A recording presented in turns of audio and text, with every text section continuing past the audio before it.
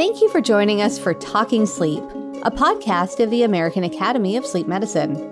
I'm your host, Dr. Seema Khosla, Medical Director of the North Dakota Center for Sleep in Fargo.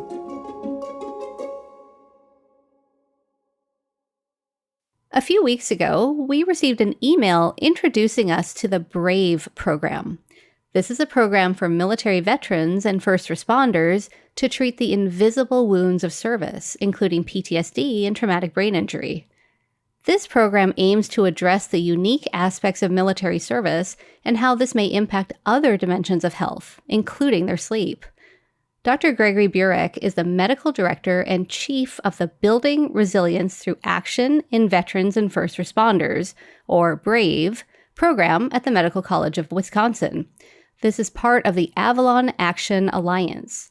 He is also former medical director and founder of Aurora's Veterans Retraining Program, along with his colleague, Dr. Eric Rausch.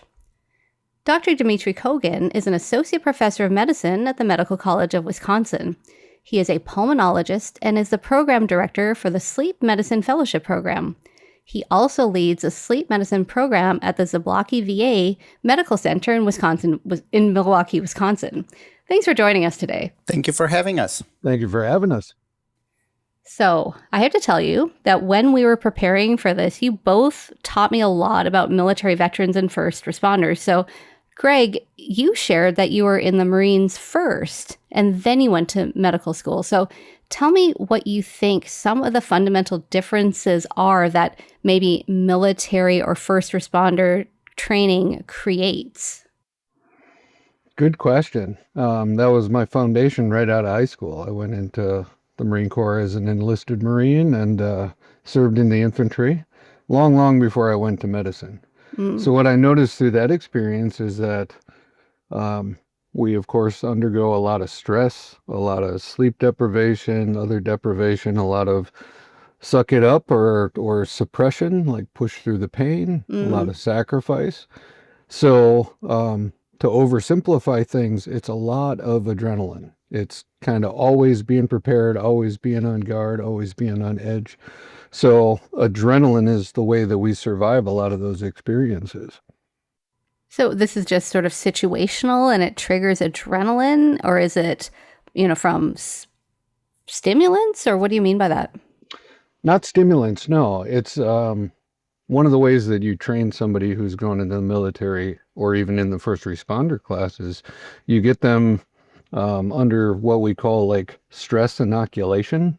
Okay. So if you picture like a drill instructor or a drill sergeant in boot camp yelling at the candidates, yelling at the recruits and keeping them under constant stressful situations, it's a way of building your tolerance for those stresses. But what you end up doing is you end up increasing that fight or flight system, activating the fight or flight system, the stress system within the body.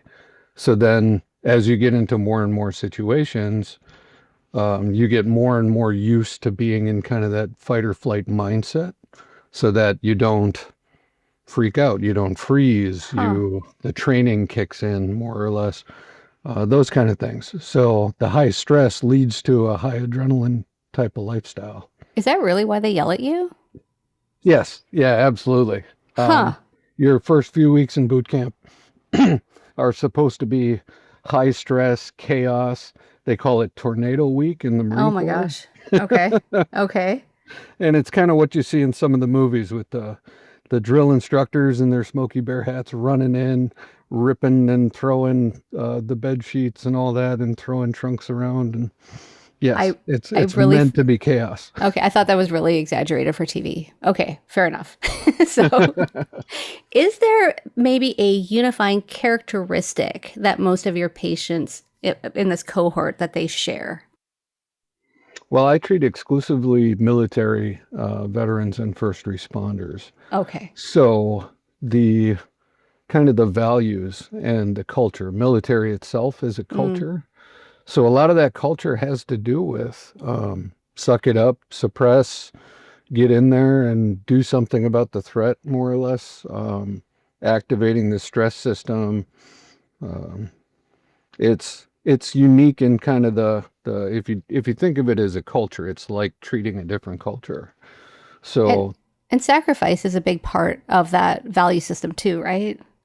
huge. Yeah, that is the one unifying thread that runs through all military vets, regardless where you did or what you where you went or any of that. Same with first responders. And the way that I define sacrifice is losses that we are willing to take for a purpose, right? So regardless of where you went, what you did, the mission, regardless, we're all giving up time with family. We're going through sleep deprivation, push through the pain, all of those things. We're constantly willing to take these losses Mm. for that sense of purpose.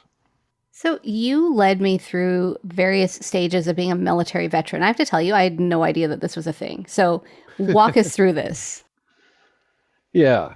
So what we were talking about is more or less after you get out. I'll start with when you get in. Yeah. Military is an identity, right? Okay. So because military is a culture, you take on this cultural identity. You are yourself more or less, but they get you at 18, 19 years old. So you're still kind of forming your individual identity. And then a lot of vets will join up and try to be the perfect soldier, the perfect Marine, the perfect airman, sailor, etc. So you take on this kind of new identity.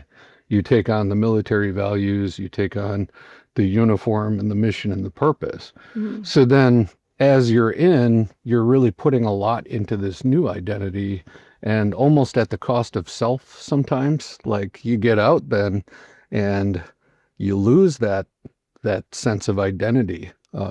You lose the mission, the purpose, the unit. A good unit can be like a family, help you to Mm. get all your needs met. So you end up losing all of that. And that was kind of what we were talking about is when you get out of the military, there's often this period of time where you're kind of trying to transition, trying to figure out who you are again outside of the uniform. We call that pre-hat because the veteran will often put their military identity and their military experience kind of up on a shelf and we'll kind of pretend that we're civilians again. But you're losing a lot of the pride, a lot of the camaraderie, a lot of that identity and values that go along with being in the military. So that's a So big swing, though, from it being like your entire identity to then sort of going completely the other way.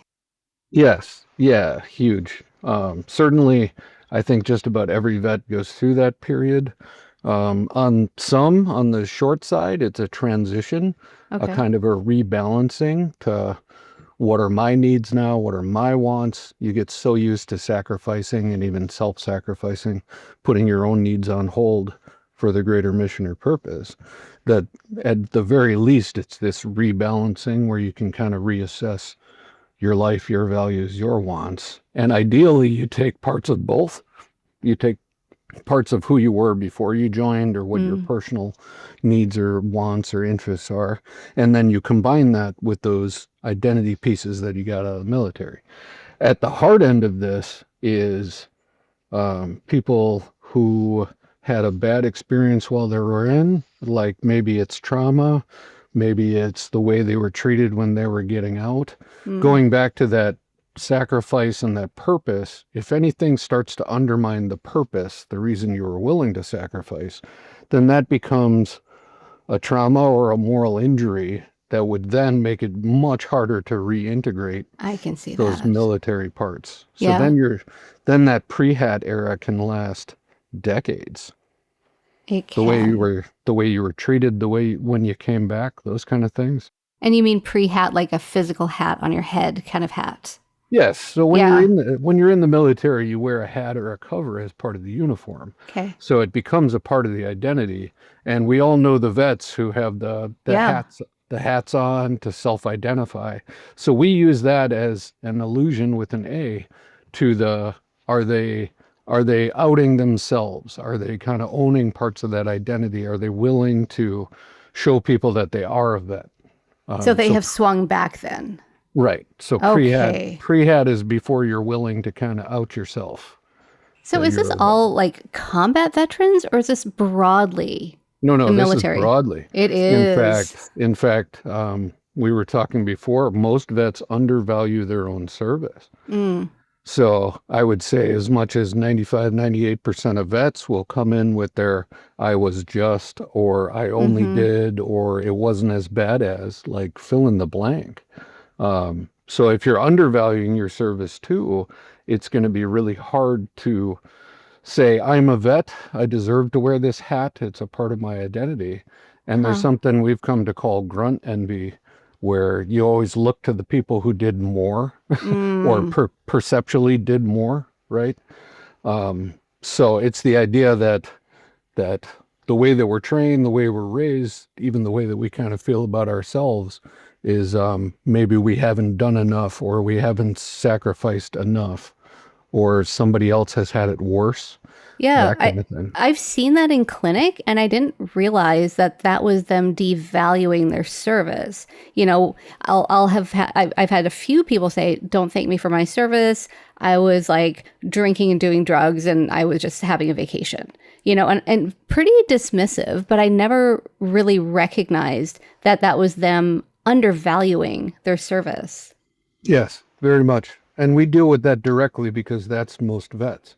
I can tell you as Marine Corps infantry combat vet myself that I have my own justs and onlys Yeah, that I've had to deal with as well. You know, I could say what I did wasn't as bad as Vietnam, or, you know, a right. lot of vets won't go to medical or won't go to the VA because they're like, well, I still have all my limbs, you know, or those kind of things. All of Yeah. that is a part of this identity. All of that is undervaluing one's own service. So, how should I use now understanding that a little bit better? How does that inform the conversation we have with our patients who have been in the military? Well, the way that we tend to address it is that you're a veteran, you were willing to sacrifice. So when you signed the contract, you knew that sacrifice would be a part of your service. Once you join, you have very little or no control over your life. So you don't get to choose where you go, where you don't go, what you do, what you don't do, whether or not you get deployed, the mission you get. You don't get to choose any of this. You don't get to choose those losses, which is going to be part of the sacrifice. So you value the idea that you have sacrificed and the rest was out of your hands, right? So everybody signed the same contract. Mm. It's the willingness to sacrifice and the sacrifices that we did make. That's that common thread that ties vets and first responders together, regardless of era or mission or job. So, it kind of takes away their autonomy a little bit, decision making ability. Oh, it's gone. In the military, it's completely gone. It Like is. somebody is Okay. always telling you what to do. You know, you have, as you get up in the ranks, you have a little more choice of how to, like, how to do the mission, right? So maybe some planning and things like that. You have a little more influence, but control is not something that you have when you're in the military. And this is actually, you get veterans who have trouble adapting back to civilian life because of this, because they did well with the military structure and the organization and having a hierarchy of saying, okay, go there and do this. And now if they're back in civilian life, they're on their own and they need to make appointments, go to job interviews, and you have And pay some rent veterans, and buy groceries. Yep. right? Pay bills, Oh. and so you definitely have some veterans who have trouble adapting because they're not used to that autonomy and decision making and they struggle. So, let's take a short break. And when we come back, we'll talk more about unique characteristics of those who have served in the military or as first responders. You're listening to Talking Sleep from the American Academy of Sleep Medicine. Prepare for the future of sleep medicine at Sleep Medicine Disruptors 2025, November 14th through 15th. This hybrid course will provide a unique and virtual learning experience exploring the disruptive innovations altering the healthcare and sleep medicine landscape. Registrants can attend either virtually or in person at the Austin Marriott Downtown in Austin, Texas. Register today at aasm.org/events. Welcome back to Talking Sleep. We're talking with Dr. Greg Burek and Dr. Dmitriy Kogan about how to better understand sleep disorders in our military veterans. So, Dmitry, you emailed us to tell us about this program, even though it's not your program. So That is correct. I thought that carried a lot of weight. You know, Greg, is this something you created? It is in collaboration with some of my colleagues. Jenna Haberkorn is my program director. She was instrumental in getting this all set up. We based this program on a model that was the National Intrepid Center of Excellence for treating active duty vets with traumatic brain injury, with post-traumatic stress, things like that. And we kind of brushed through it at the beginning about what BRAVE stands for. Yes, building resilience through action in veterans and first responders. The idea is to treat the invisible wounds of service. So there's a lot of invisible wounds as far as traumatic brain injury. It's pretty much a part of the job when you consider veterans and first responders. 90% of TBIs are actually what we call concussion or mild traumatic brain injury. You may not have even gotten knocked out. Okay. But so if you ask a vet, do you have a TBI? Most are going to say, no, whatever, I'm fine. But what we ask is, have you ever gotten your bell rung? And they're like, oh yeah, all the time, right? Oh, so you gotta talk the talk. Yes, exactly. It's that common that it's just considered part of the job and you kind of try and shake it off and get back into it. But about 10% of TBIs, even mild, will go on to having chronic symptoms. So 90% will get better in the first 3 to 6 months. But military sets up a situation, first responders as well, where you get your bell rung and you have to go right back into it, whether it's the mission, the training. So you don't even get this recovery period like you do in professional and collegiate sports now. You don't get the week to try and recover and all of that. It's really right back into the mission. If you can say 3 words and you can blink your eyes, get back in it. Okay, I didn't realize that. So, Dmitry, do you refer patients to this program then? I mean, what made you so passionate about reaching out and telling us about this program? Right. Good question. So I'm not involved in that program, but I do work at the VA hospital and so have lots of experience with working with veterans. And just discussing this with Greg, just really, I was also fascinated about this specific model of caring for veterans and also first responders. And I just thought that, hey, this is something that, a lot of people would be interested in kind of learning more about. Yeah. So even though I'm not connected with this project, we're all under this kind of giant umbrella of Medical College of Wisconsin, which involves the Zablocki VA Hospital, a big, VA hospital in Milwaukee. And this BRAVE project is basically more like a community kind of program that the medical college is involved in. But since we're all colleagues and, I just loved hearing about the way that this care was provided, that I thought that, hey, maybe we could, go out on your podcast and kind of, some more people get to hear about this.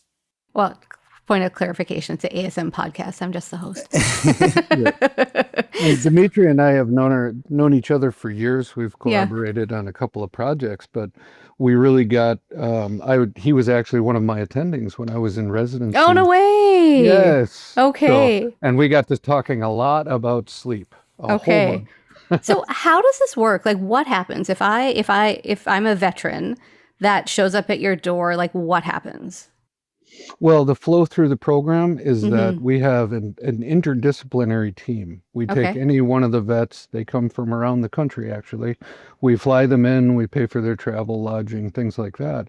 And we will give them a wraparound 3-day assessment. So we have physical therapy. We have speech language pathology. I do the medicine and the psychiatry and a little bit of the neuro piece. We have psychology, mental health as well. So they'll get this very thorough evaluation of kind of all of their symptoms, because a lot come in with the TBI symptoms, but there's such a tremendous overlap with the other invisible wounds like post-traumatic stress, depression, sleep disorders, things like that, that they spend 2 hours with each of our clinicians to get a very thorough evaluation from their ends. And then we put that together into a treatment plan. So then we'll bring the veterans first responders back for 3 weeks of intensive treatment where they'll get individual physical therapy appointments, psychotherapy appointments, speech therapy. They'll have classroom time where we're going to talk everything from healthy sleep to relationships to coping mechanisms and things like that. So we put them into this really intense kind of environment to get them all the treatment that they need for their TBI and their PTS and other things. And do they sit there like at a table with everyone around them, or do they go from one person to the next, to the next, to the next? Well, we start with what we call a round table. Okay. So we're really trying to address all the barriers to care. And if you've ever been on the receiving side of medicine, you know that if you talk to one doc or clinician, you have to tell your story. Yeah. You get referred to another, you have to say it again. So we start with a round table where the veteran sits and all the clinicians are around the table at once. So that way they get to know us in our role. It's not a blind meeting when you first walk into the doc's office. And also so that they can say any part of their story that they want us all to know and not have to repeat themselves. So That's trying very to cool. get rid of that, Yeah. that redundancy, that frustration that goes along with regular medicine. It would take over 2 years to get the number of evaluation treatment appointments that we do in the eval in the 3 weeks. It would take over really? 2 years to get it in the outpatient side. Wow. So can anybody participate? I mean, I heard you say that people come from across the country. Is this sort of up for grabs for anybody? It is anyone who's a veteran first responder. And let me define veteran. Okay. We believe that anybody who has served, anybody who's worn the uniform is a veteran. Like I said, sacrifice is really that thread that connects us all. So a lot of vets undervaluing their own service, they may say, well, I was just National Guard, I was never activated, or, you know, I was in, but I was only in for 2 years and then I got a medical discharge. So some of them will not even call themselves veteran because they feel like they haven't served or served enough. So we say anyone who's worn the uniform is what we consider veteran, and we will see. Same with first responders. Doesn't matter if you were a police officer for a year or a prison guard, or a lot of the unsung heroes are like dispatch. Dispatch has a huge amount of trauma, right? Because you're on the phone with the person as they're going through one of the hardest days of their life. You know what? I never thought about dispatch. You're right. Right. So Dmitry, you said that this is a community-based program. And I have to ask, like, why isn't this at the VA? Well, good question. You know, VA really has their own model for how this type of therapy is provided. VA tends to focus resources in certain locations, certain centers, and then all around that center there would be resources like that. So usually veterans wouldn't, within the VA system, veterans wouldn't be flying out to a center halfway across the country to receive these kind of services, because what the VA will usually do is that they will structure these types of services with mental health, with neurology, with physical therapy, occupational therapy in centers in, bigger cities in that area. So for example, in Wisconsin, we have the two larger medical centers, our center in Milwaukee, Wisconsin, and also in the state capital, Madison, Wisconsin, there's another large VA. And so there would be programs like this that could, usually be based in kind of within mental health.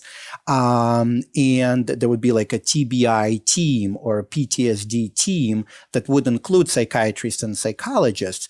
And so really veterans in the Wisconsin area would be kind of grouped into that location where they would receive that care not halfway across the country, but you would be kind of, associated with like a local larger VA center where something like this would happen. And it's just a different model of this compared to the Brave project. And, it's something different. It's, there's not a right or a wrong way to do this. I think it's one of these things that where, it's cool to just look how the other model is doing this and to learn from it. And, this is not a competition. This is all just us trying to find the best way to take care of our patients, these veterans and first responders. And so I would just say that the VA just kind of has a different model for this. And a lot of it probably has to do with like funding and logistics that, play a big role. Shocking. Yeah. And Dmitry is exactly right. To add on to that, I believe that Milwaukee and Madison are two of the best VAs in the country. A lot of passionate clinicians doing everything they can to help the vet.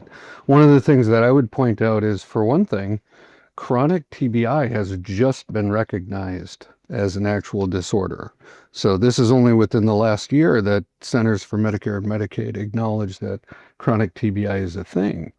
Also, the idea that like less than a third of vets go to the VA.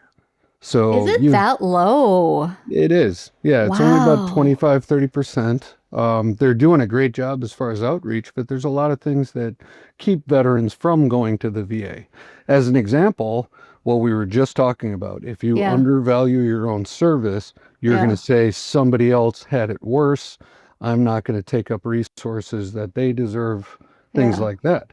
So really, like 70% plus of vets are out there getting regular health care from, their family or PCP, those kind of things. So even population-wise, there's a lot more vets than the VA is able to see. Yeah, some veterans, and I see this because I work at the VA hospital and I also work at the academic hospital. And so I kind of see both sides of this. And I definitely see veterans outside the VA. And, out of curiosity, I ask them, why aren't you going to the VA? And it's exactly what Greg said. Some of it is undervaluing their service, or they say, well, I have health insurance. I don't want to take away resources from some veterans who, might not have those resources and just, really need to come to the VA for this. Yeah, I have heard that. It makes me think of it differently now. I'll go back to clinic and it'll make me think about it differently. The one thing that I can't really get out of my head, though, is how you said that a lot of people with TBI aren't diagnosed. They don't maybe self-report. So that's the part I'm kind of stuck on. So potentially there's a lot of TBI out there that we're just not recognizing. Oh, there's a huge amount. There's over 400,000 vets in the wars in Iraq and Afghanistan who have been diagnosed with it. Wow. But it's so much a part of the job that most vets will not report. I mean, if you think about like sports, right? Yeah. Because high performers, a lot of stress, wanting to get back into the game, back into the mission, those kind of things are reasons that vets wouldn't report. It's actually, there's still a lot of stigma in the military about going to sick call, going to see the doc, taking time away from your unit. So there's this almost like professional athlete mentality of not wanting to let your team down, your unit down, not wanting somebody else to carry your pack, those kind of things. So it's hugely underreported because they don't want to report. And also it feels like it's part of the job, part of the mission, nothing, everybody has their TBI. So like, it's not a thing. Oh my gosh. Right? So let's talk about maybe some unique aspects of our military veterans. So, like with insomnia, for example, like, is this different than sort of regular old conventional insomnia? I think some of it is exactly what Greg was talking about. That adrenaline buildup that he was discussing in the beginning, that is, the thing that we as sleep physicians managing VA veterans with insomnia that we're trying to bring down. right? We're doing kind of like the opposite, maybe in some ways, of what their drill sergeant was doing. And this is very difficult. And as Greg will certainly, comment more about this. We've discussed this at length, but this adrenaline that persists, when these veterans, when they leave the military, they're in their civilian life, and that adrenaline is still persisting in their life, still, swimming in their, brain's central nervous system is, a big part of that insomnia. So how do you treat it? Great question.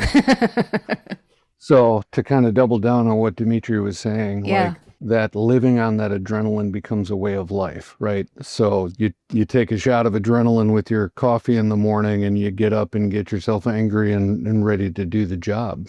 And it becomes this kind of modus operandi, how you live your life.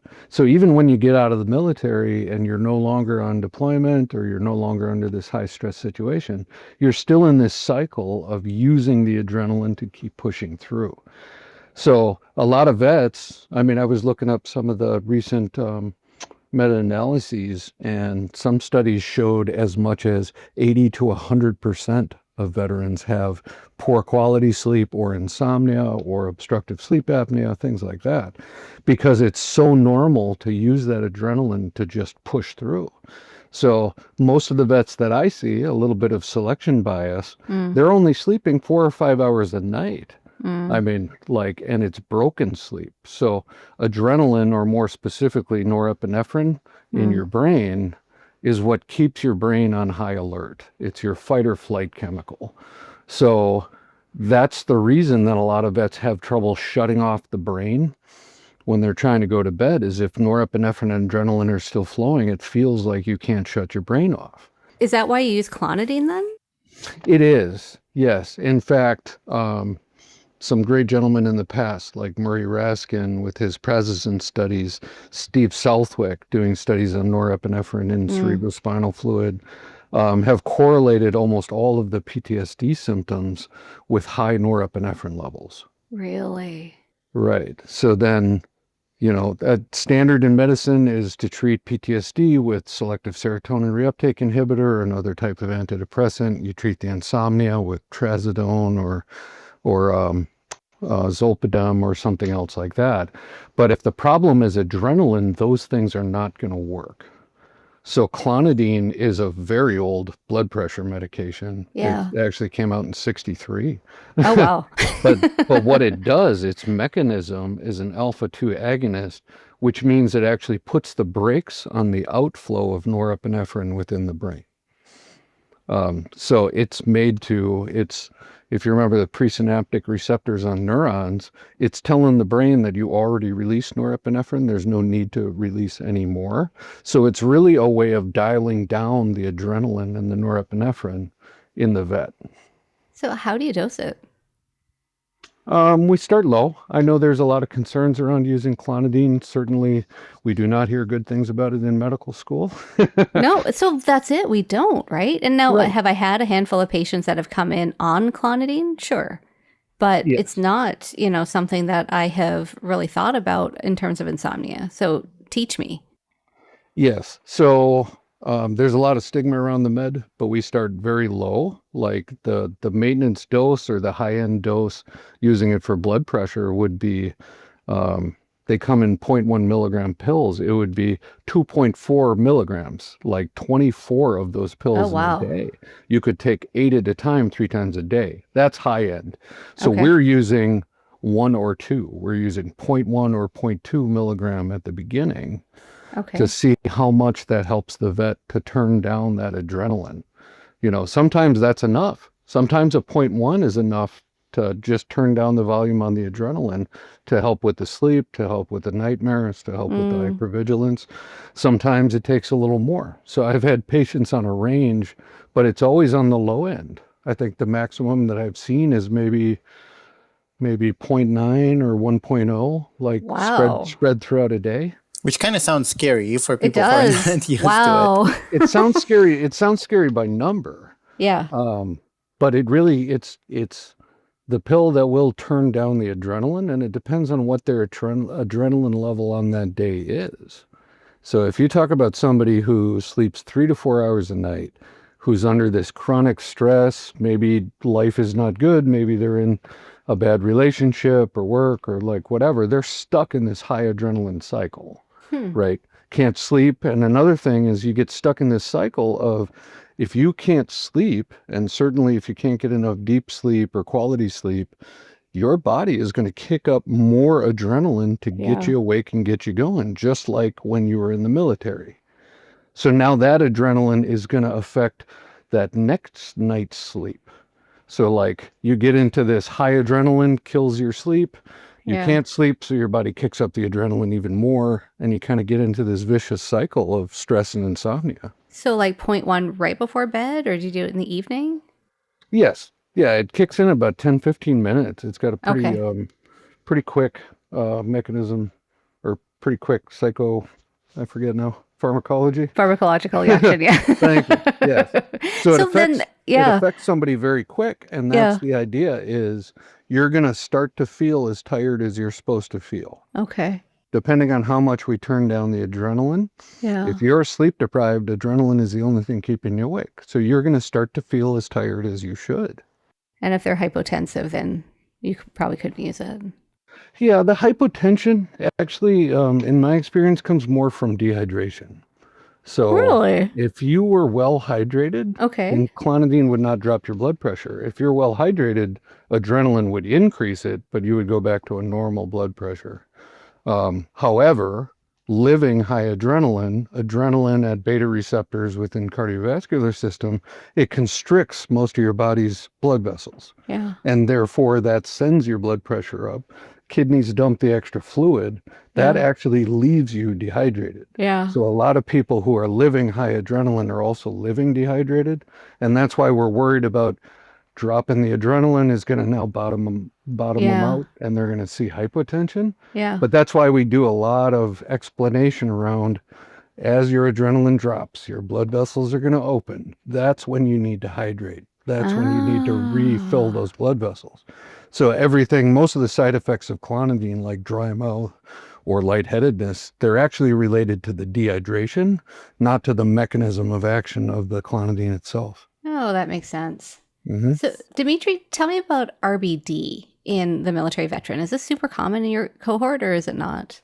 Absolutely. And so this is something, we were kind of talking about this before, and, I get the experience both at the VA and outside the VA. And, outside the VA, it's kind of like what we read in textbooks that, REM behavior disorder, the association with a neurodegenerative disorder, and this is a thought of as a rare, rare kind of disorder, and that's exactly what I hear outside at my practice at the academic hospital.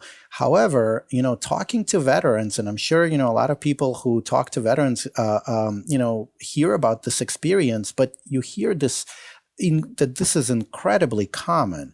And a lot of veterans will just not even kind of think that this is a big deal. They're like, oh yeah, I do this. And, like my wife just will kind of like, kind of shake me awake a little bit and say, hey, you're doing your thing. Can you, stop it? And so it's just almost, for a lot of veterans, they almost like normalize it. They don't think that this is something terrible and shocking. For, quite a few people feel that way.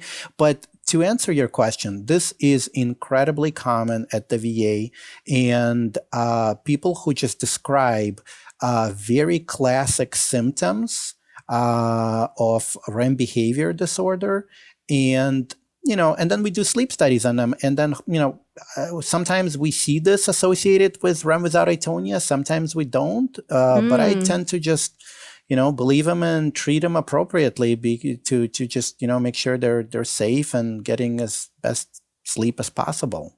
Does it have the same concern about Parkinson's and Lewy body dementia and multisystem atrophy?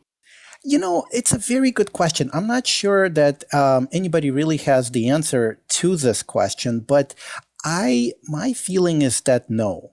I cannot imagine with how frequently I hear this from veterans. I think we were talking earlier, and Greg was actually mentioned a statistic of some like up to 50%, which I no, I don't doubt that. I really do hear this a lot. I can't imagine that all of the veterans that I'm talking to that describe these symptoms would actually be diagnosed with a neurodegenerative disorder. So I almost feel like this is a kind of like a different presentation of that, like a presentation of symptoms that sound the same, but maybe have a different underlying pathophysiology that might not necessarily be associated with a neurodegenerative disorder the same way. Interesting. And I agree. I think REM behavioral disorder, we usually think about, like you said, Parkinson's, Lewy body. It's pretty much prodromal for it, right? Yeah. As in, once you start showing these symptoms, you are going to go down that road to one of the neurodegenerative diseases. I've seen so many people with REM behavioral disorder in their 20s, in their 30s, in their 40s, and they never, or I haven't seen them ever convert over to like a Parkinson's or other dementia type picture. It's something that can last for decades after you're out of the military. Well, and that's such an important conversation, right? Because how do you know who phenoconverts, right? And we've had a lot of conversations around that, but it sounds like you're describing almost like you said, Dmitry, it's a similar set of symptoms, but probably a different underlying pathophysiology. It's so normal for us that when I got back from Iraq, I had it. Did you actually? Yes, for years. When I was having poor sleep, that's one of the ways I figured out sleep was key to this whole thing, was that I had to go through my own sleep deprivation and like figure out how to regain my sleep. But yeah, used to punch and kick and roll and all of that kind of stuff in my own sleep. So let's talk about the relationship between PTSD and sleep disordered breathing.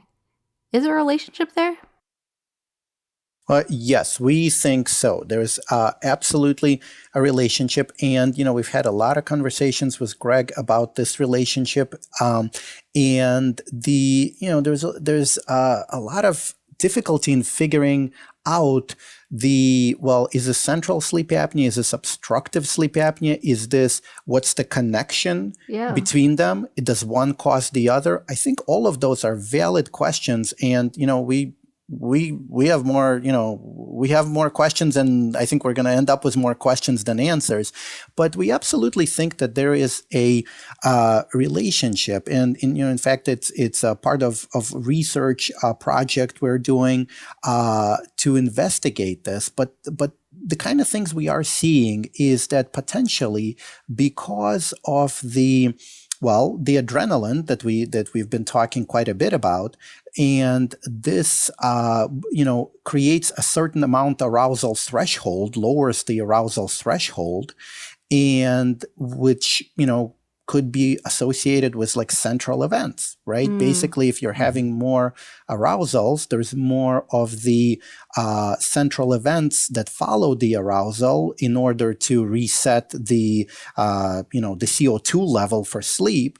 And so if you're if you're kind of calling them, if these are recorded as central events, then potentially you could be creating more of a diagnosis of centrals. And then, but then also obstructive sleep apnea, right? Like how does the connection, where's the connection to obstructive sleep apnea? Again, we probably have more questions than answers, but at the same time, I would say it's true that we do see more veterans with not typical risk factors of obesity, narrow airway, all of those things that seem to have diagnosis of central and obstructive sleep apnea more so than we would expect based on their body characteristics. Yeah, there's that study that showed that military veterans are at the highest risk, right, for sleep disordered breathing. Yes, as much as 40% of veterans with PTSD will have an associated sleep disordered breathing or obstructive sleep apnea. Just like what Dmitry was saying was that without the common risk factors that we usually look for. And this is stuff that happens well before the weight gain, well before some of those risk factors kick in. And I oversimplify what I'm talking about with vets because, medicine has a lot of jargon of its own. Yep. So the way that I explain it is that whenever your adrenaline is up, you're going to be breathing faster. That's part of your stress system. You want to get more oxygen to the muscles and to brain to take that fight or flight action. At the same time, you're blowing off your carbon dioxide. And then if you're in this hyperventilation state, you fall asleep, your CO2 is what's supposed to be regulating your respiratory rate when you fall asleep. So if you're going to sleep, you have a low CO2 level, your breathing may slow down to the point where you're going to have one of these arousals. And then sleep fragmentation itself, any cause contributes to losing the muscle tension in your throat and then can actually lead in the long run to obstructive events. I feel like I know the answer to this one, but what about nightmare disorder? I think you do. Yes. So nightmares are very well correlated with norepinephrine levels. So that makes sense. Okay, that makes sense. I wasn't thinking about it that way. I was thinking about it from trauma, but okay, that makes sense. Norepi. Right. Doesn't have to be. We have all experienced nightmares. They tend to occur around periods of stress. You're stressed out to begin with. The way that I explain it is that your norepinephrine, your adrenaline, is your fight or flight chemical. Regardless of what you would have been dreaming otherwise, you take a normal, regular old dream, you add some adrenaline, that's what adds that fight or flight feeling, and now you're in that same dream getting chased by a monster or, under attack or in an argument. So it's the norepinephrine itself, and Steve Southwick did this in the 90s with some of his norepinephrine studies, showed the perfect correlation with norepinephrine levels in the cerebrospinal fluid. So this high adrenaline lifestyle, this high norepinephrine lifestyle also adds to the nightmare disorders. So even if you do fall asleep, now you're waking up several times a night. I've had vets who wake up every 90 minutes. Basically, every time they hit a REM period, they're up because that nightmare is now kicking up more adrenaline. And you could be up for hours. You could be up the rest of the night, depending on how high that adrenaline goes. And it's interesting, some of the effects of clonidine that patients tell me about is sometimes they say that it doesn't necessarily take the nightmare away. The nightmare is still there, but it's not as horribly frightful as it was before. They're able to deal with it better because the content is still there, but their body experience is different. Their heart rate is not as elevated when they wake up. They're not as shocked by the content of that dream as much once they started on a medication like a clonidine. So if you think about clonidine's mechanism, right, you're turning down that adrenaline norepinephrine like a volume. And what I often see in my practice is that, when you start with the 0.1, 0.2, now they can sleep through it, but it's still uncomfortable. It's like it dials down the intensity of the nightmare.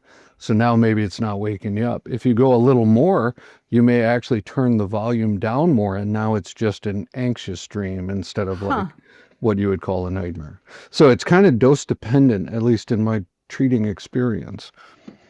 And Seema, what you were saying about PTSD and nightmares, the something that I found absolutely fascinating is that this does not get better on its own. It's Agreed. Not like we think of in medicine some problems like you get a laceration and you keep it clean, it kind of scars over, and it just gets better over time. Okay, good. Well, I feel like PTSD is more like an abscess. It's gonna sit there festering, and unless it's specifically addressed and managed, it's just gonna get worse over time. And we see this with Vietnam vets.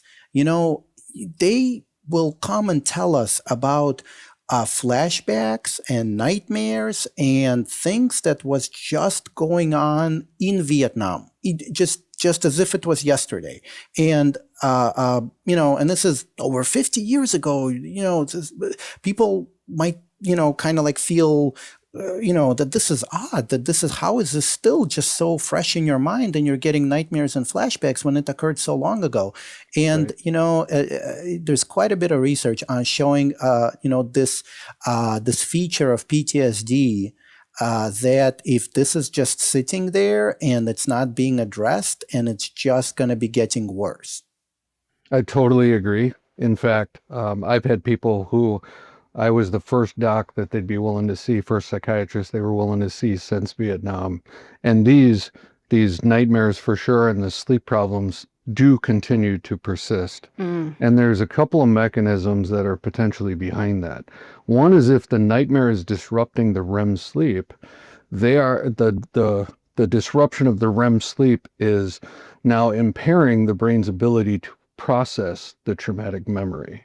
So it's almost like the traumatic memory gets locked into this not fully processed, this fragmented. A lot of people say traumatic memories stay fragmented.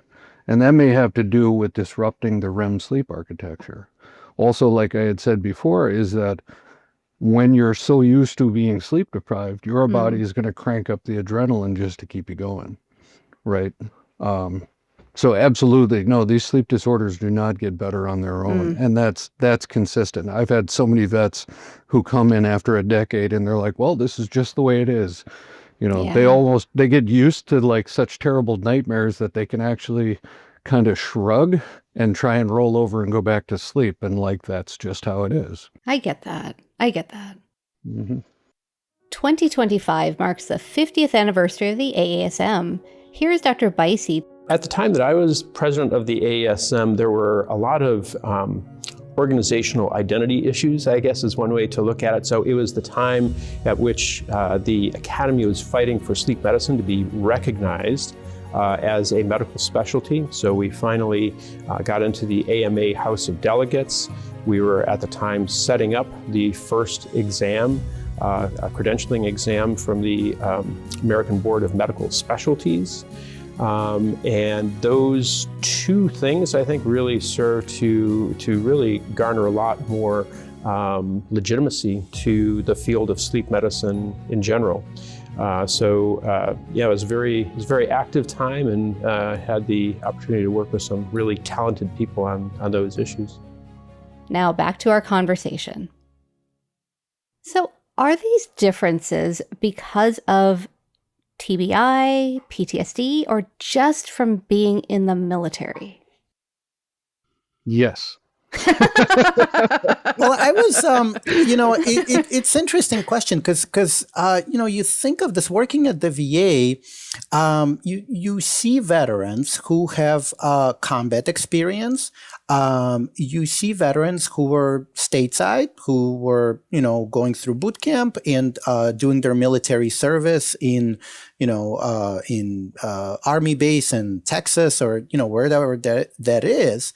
But you really do hear about some of these similar outcomes in terms of insomnia, in terms of the symptoms of dream enactment.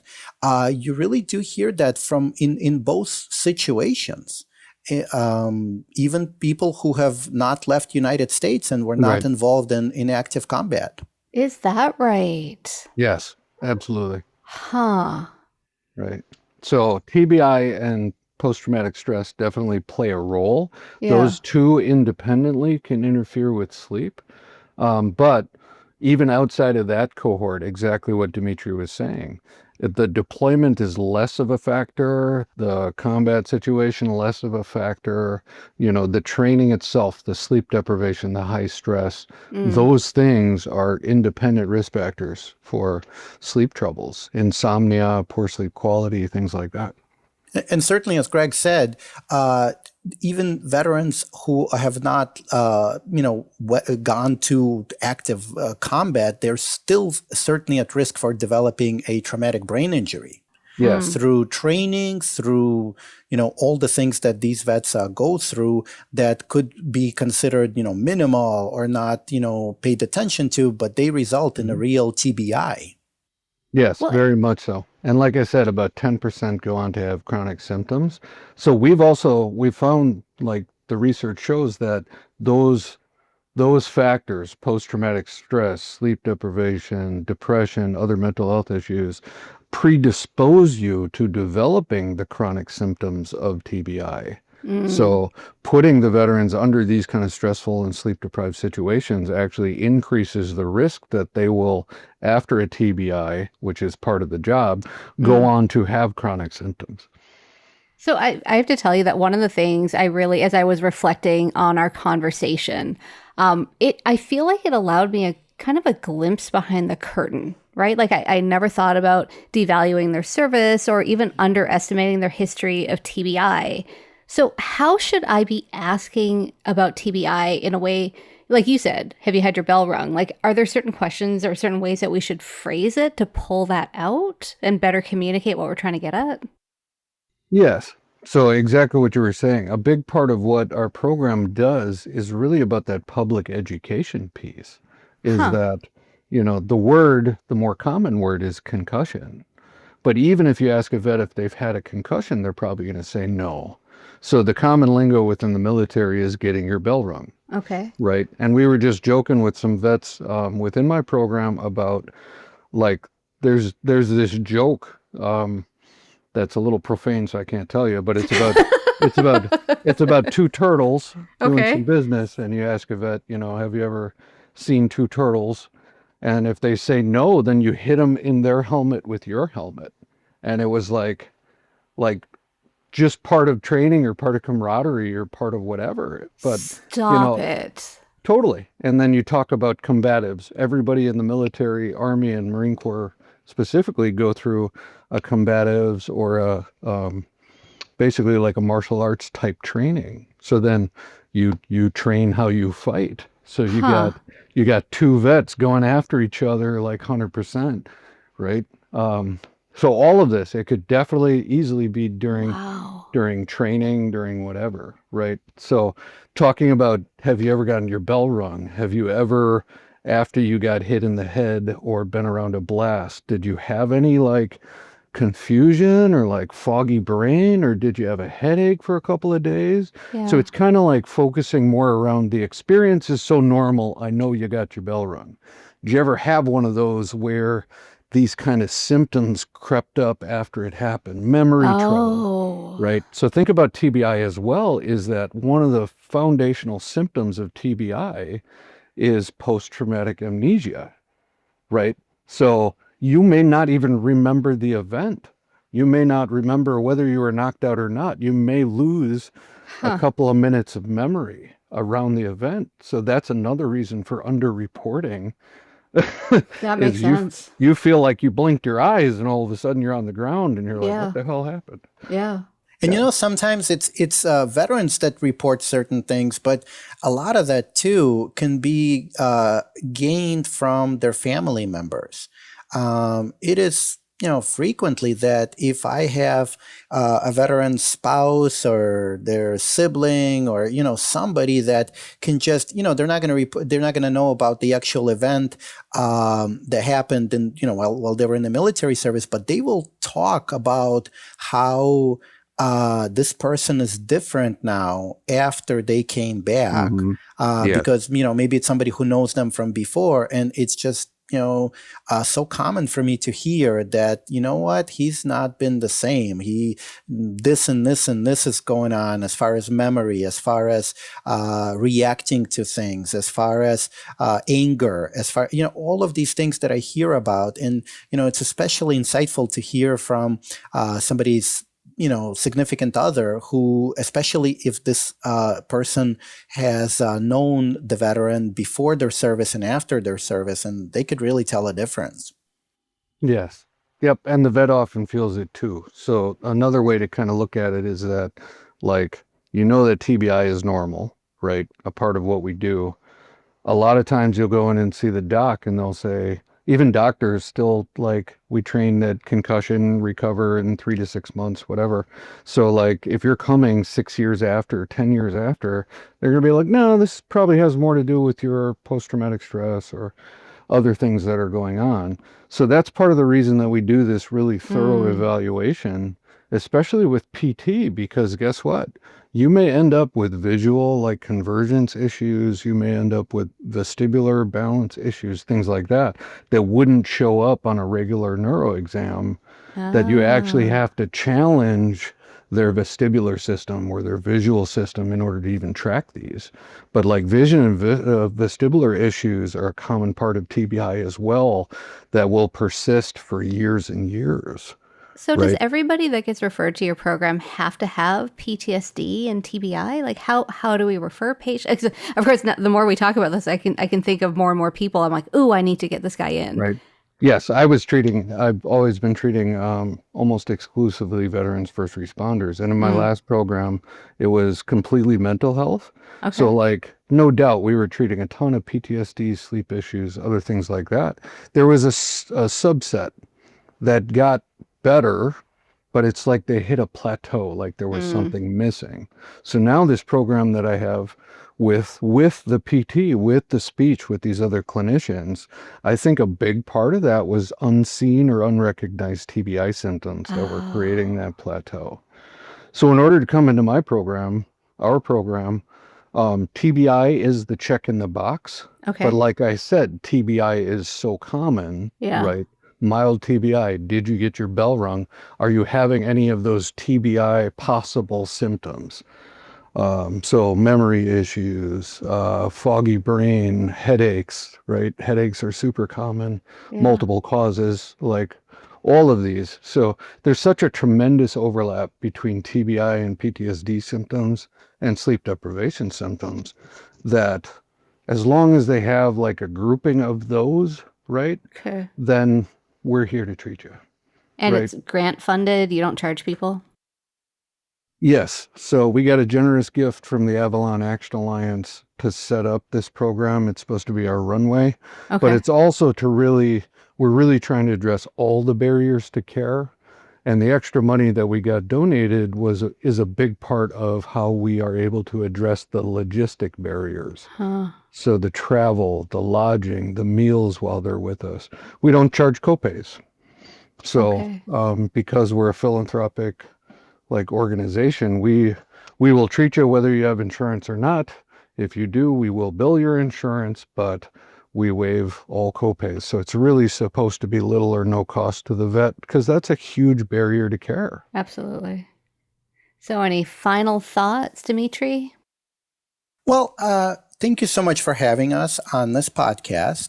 We're just hoping to raise awareness about veterans, the experience that veterans go through, and how this affects their sleep, so that whether your audience, folks who are providing care to veterans at the VA hospital, or people in treating veterans in the community, either through community care through VA or just veterans who are using their own private insurance, their experiences are still gonna